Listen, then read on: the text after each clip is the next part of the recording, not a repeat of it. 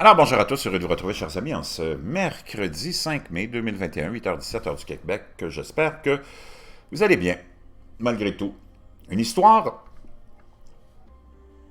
vraiment intéressante et que je trouve spectaculaire, un peu, qui nous vient du New York Post, que je veux vous partager en ce début de journée. Ça a été publié hier, 4 mai, à 17h27. Une femme disparue depuis 2020, donc depuis plus de 6 mois, a été retrouvée vivant sous une tente dans le canyon de l'Utah, mangeant de la mousse et de l'herbe. Une femme qui était portée disparue depuis plus de 6 mois a été retrouvée vivante dans une tente dans une forêt nationale de l'Utah, subsistant avec un régime comprenant de l'herbe et de la mousse.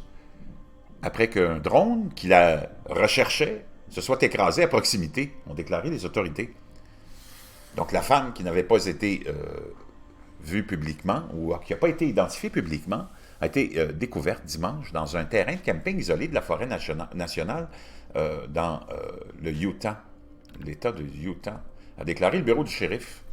Dans un communiqué, cette femme avait perdu beaucoup de poids et était faible, mais elle était apparemment aussi débrouillarde, indique le communiqué.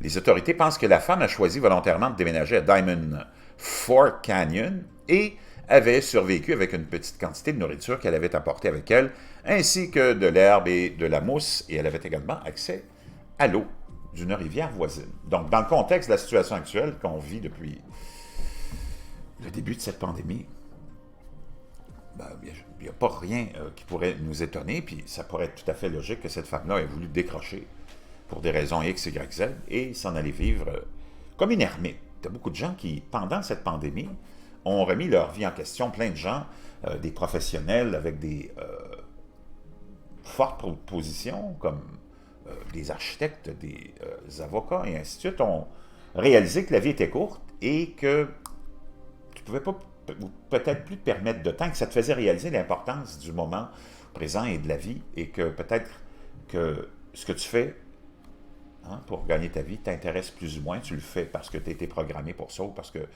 tu as pensé que ça t'apportait une sécurité financière, mais que ça ne te rendait pas heureux. Donc, beaucoup de gens, on l'a vu, il y a plein d'histoires comme celle-là, ben, pas comme celle que je vous rapporte là maintenant, mais comme celle qui nous raconte que plusieurs professionnels ont délaissé leur profession pour se concentrer sur une passion qu'ils ont dans la vie, qu'ils avaient depuis longtemps, puis qu'ils négligeaient, et qui ont remis leur vie en question. Des grands événements comme ceux-là, qui touchent tout le monde, te font prendre conscience de la vie. Et plein de gens ont réalisé cette introspection. Et tout le monde y est passé. Moi, j'y suis passé aussi. Et c'est quelque chose qui pourrait peut-être m'intéresser un jour, de vivre comme un ermite à l'écart de tout le bruit du monde moderne, entre autres.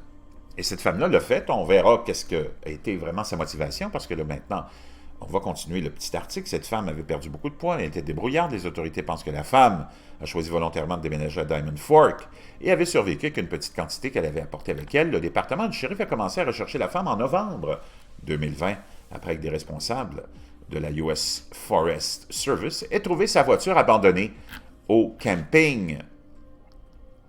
Les détectives ont recueilli des informations qui suggéraient que cette femme pourrait avoir des problèmes de santé mentale, a déclaré le département. Puis dimanche, les agents sont retournés dans la région de Diamond Fork avec un drone pour essayer de déterminer si la femme était toujours là.